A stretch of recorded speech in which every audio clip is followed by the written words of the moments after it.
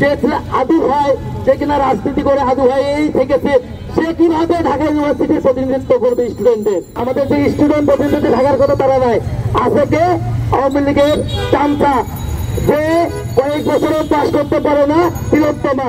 আমরা যাকে দেখেছি যে উত্তানের রাজা, গাজার রাজা, সেই সৈকত, প্রধানমন্ত্রী প্রেসক্রিপশন দিয়ে তারা কি বানালো? ডাকসুর সদস্য। তারা রাতের আধারে ভোট দিল, যেমনটা 14, 18 এবং 24-এর ইলেকশনে করেছে, ঠিক তারা 2019 সালের 11 মার্চ করেছে।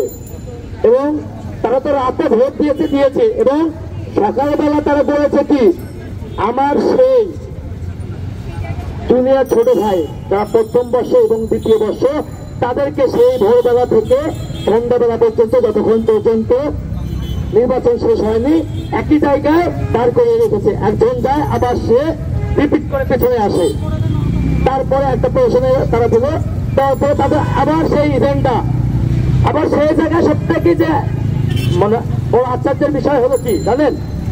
আমরা যাকে দেখেছি যে উত্তানের রাজা, গাজার রাজা, সেই সৈকত, প্রধানমন্ত্রী প্রেসক্রিপশন দিয়ে তারা কি বানালো? ডাকসুর সদস্য। আবার এই কুলাঙ্গারকে ছাত্র রাজনীতির নামে ঢাকা ইউনিভার্সিটিতে তাকে দলীয় যে তার আসন আছে সেখানে বসানো হলো। তারপরে পোলাপানকে সে মানসিকভাবে একের পর এক টর্চার করতে থাকলো এবং ঢাকা ইউনিভার্সিটিতে এমন একটা সিচুয়েশন করলো যে যারা নেশাগ্রস্তর একটা যেন আস্থানা, আমরা যেন তাদের দাসত্ব করার জন্য আমাদের বাবা মা এখানে আমাদের পাঠিয়েছে। আপনারা যদি দেখেন যে আগের যে অবস্থা, সেখানে গণরুমের যে প্রশাসনিক যে নির্যাতন, এক রুমে 40 থেকে 50 জন করে থাকতো।